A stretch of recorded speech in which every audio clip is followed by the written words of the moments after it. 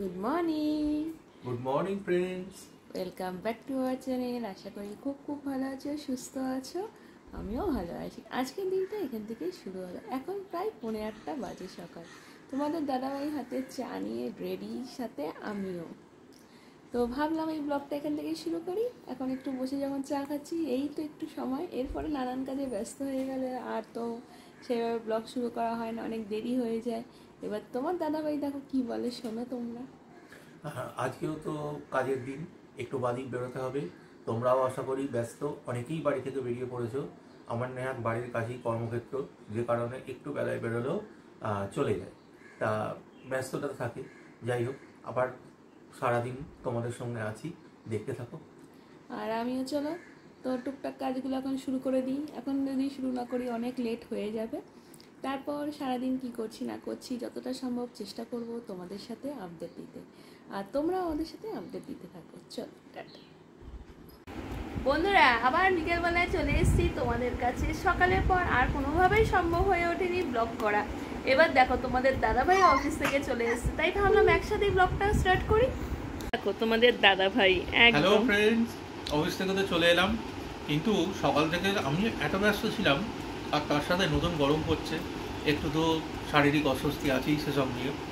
তা সেসব নিয়ে ব্যস্ততা, তার সাথে গরম, এই সমস্ত নিয়ে এতটাই চাপে ছিলাম, কোনোরকম ব্লগে আসতে পারিনি।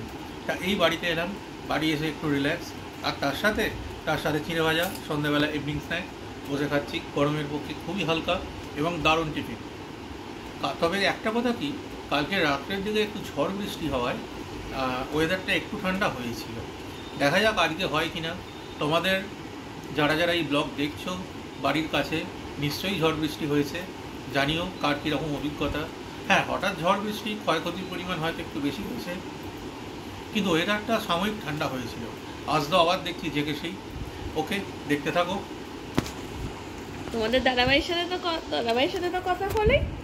হ্যাঁ, এবার আমিও একটু খেয়ে নিই টিফিন করা হয়নি, তোমার দাদাভাই খাচ্ছে। চলো আমিও টিফিন করে নিই, তারপর কিছুক্ষণ বাদে আসছি। এখন বাজে রাত্রি প্রায় 10টা। তোমাদের দিদি দেখো এখনো ব্যস্ত।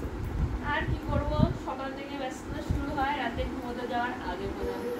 কিচ্ছু করার নেই, সারাদিনের রুটিনেই ব্যস্ততা থেকেই যাবে। যাই হোক, তো আবার আজকে একটু ঝড় বৃষ্টি হলো, আবার ওয়েদারটা বেশ ঠান্ডা ঠান্ডা হলো, গরমের ভাবটা কমে গেছে। হ্যাঁ, ভাবছো তো যে আমি আমার গরম নিয়ে বলছি, আমি তো গরম ভালোবাসি না, শীতটা ভালো লাগে না। যাই হোক, তোমার দাদাভাই তো অফিস থেকে এসে একটু রেস্ট নিল, টিফিন করলো। টিফিনে আজকে ছিল আলুর চপ বানিয়েছিলাম আর বেগুনি করেছিলাম, বাড়িতেই করেছিলাম। আর তার সাথে আজকে রাতে ডিনার একদম সিম্পল। সেটা তোমার দাদা বলবে, দাদার মুখটা দেখতে পারলেই বুঝতে পারবে ডিনারের আইটেমটা কি। এবার দেখো দাদাভাই কি বলছে। আজকে ডিনারে শুধুমাত্র বরবটি সেদ্ধ আর রুটি। জানি বরবটি সেদ্ধটা এদিকে আমাদের কলকাতার দিকে খাওয়ার অত প্রচলন নেই, কিন্তু আমরা খাই, যথেষ্ট ভালো লাগে। সেদ্ধ বরবটি, তাতে কাঁচা লঙ্কা থাকবে, ওপরে একদম কাঁচা তেল ছড়ানো থাকবে, আর নতুন আলু একদম ছোট্ট ছোট্ট সাইজের যেগুলো হয় সেগুলো সেদ্ধ করে দেওয়া থাকবে। বেশি পরিমাণে নয়, একটা বাটিতে হয়তো 1 পিস আলু থাকবে কি 2 পিস ছোট্ট আলু। তার বরবটি সেদ্ধটা একদম হবে গরম ধোঁয়াওড়া। খুব সিম্পল আইটেম, কিন্তু খুব হেলদি এবং টেস্টি। তোমরা ট্রাই করে দেখতে পারো।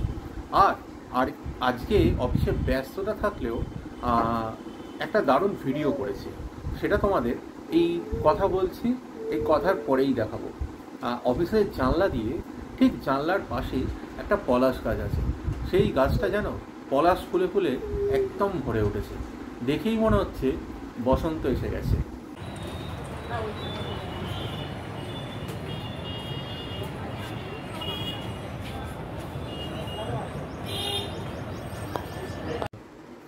বন্ধুরা, ডিনার একদম হাতে রেডি নিয়ে বসে পড়েছি। আজকে তোমার দাদাভাইয়ের একদম স্পেশাল আইটেম, দেখেছো, বরবটি করা। এই দেখো, আমিও আগে জানতাম না, মানে তোমার দাদাভাইয়ের কাছে বিয়ের পর আসার পর থেকে এটা জানি যে এটা এরকম হয় খেতে। আমি কোনোদিন খাইনি, যাই হোক খেতে খুব ভালো লাগে। এখানে তেল দেওয়া আছে, নুন হলুদ সবই দেওয়া আছে, কেউ চাইলে তেলের বদলে বাটারও দিতে পারো। বাটার দিয়ে খেলে আরও টেস্টি লাগবে। যাই হোক, তোমার দাদাভাইয়ের একদম ফেভারিট আইটেম। আজকে তোমার দাদাভাইয়ের মুখটা যদি দেখতে পারতে, ব্যাক ক্যামেরায় রয়েছে, তাই কিছু করার নেই, মুখে আর হাসি নেই, বুঝেছো?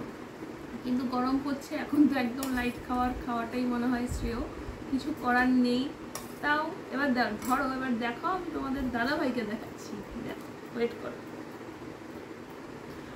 আমি তো উল্টো দিকেই ছিলাম, তোমাদের দিদি বলছিল আমার মুখের অবস্থা নাকি খুবই খারাপ, কিন্তু ব্যাপারটা সেরকম নয়। মানে কিছু কিছু খাবার তো বাধ্য হয়েও ভালো লাগাতে হয়। কিন্তু ব্যাপার হচ্ছে কি বলতো, খাবারটা কিন্তু ততটা খারাপও নয় যতটা মনে হচ্ছে। তোমরা ট্রাই করে দেখতে পারো। যদি তোমার দাদাভাইকে রুটির সাথে একটু মাটন কষা দেওয়া হতো, দেখতে হাসি কাকে বলে। না, মাটন কষার সঙ্গে বরবটি কোনোভাবেই তুলনীয় নয়। সেটা তো হবেই, একটা ব্যাপার তো থাকবেই। আর ঠিক আছে, খাওয়া দাওয়া সেরে নিই, তোমরাও ডিনার সেরে নাও, তারপর আবার আসছি। বন্ধুরা, চলে এসেছি ডিনারের পরে। তোমাদের দিদিও চলে এসেছে। চোখ মুখ দেখেই বুঝতে পারছো দুজনকার যে সত্যি বলতে কি ঘুম পেয়েছে। সারা দিনের পরিশ্রমের ক্লান্তি দুজনের চোখে মুখে জড়ো হয়েছে। তা যাই হোক, তাও এখন যদি আমাকে কেউ বলে ঘুরতে যেতে, আমি তো এখন রেডি আছি। হ্যাঁ, ঘুরতে যেতে রেডি আছে, অসুবিধা নেই কিছু, কিন্তু এই মুহূর্তে ঘুরতে যাওয়ার কোনো প্রভিশন নেই, কারণ এখন প্রায় নয়, রাত 11:30 বেজে গেছে অলরেডি।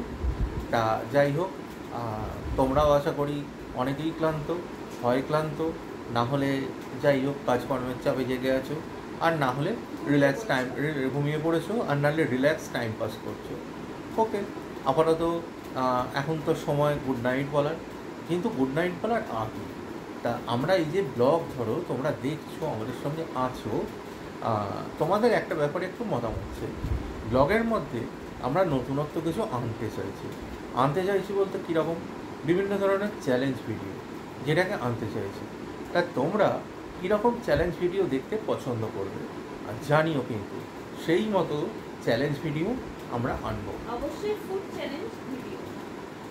চ্যালেঞ্জ ভিডিও আপাতত তাহলে তোমরা জানিও কিরকম ধরনের ফুড চ্যালেঞ্জ ভিডিও চাও, কমেন্টসে জানাও, তাহলে বুঝতে পারবো।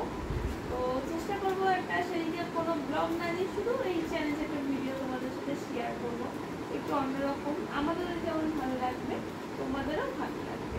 তার জন্য কিন্তু তোমাদের কমেন্টস করতে হবে, জানাতে হবে আমাদের যে তোমরা কিরকম চাও, সেগুলো দেখে আমরা একটা সিলেক্ট করতে পারি। তো যাই হোক, চলো আপাতত ঘুমিয়ে পড়ি, তোমরাও ঘুমিয়ে পড়ো। ঘুমোতে যাওয়ার আগে কি বলবো, অবশ্যই গুড নাইট, শুভরাত্রি, ভালো থেকো, সুস্থ থেকো, দেখা হবে নেক্সট ব্লগে। ততক্ষণে টাটা।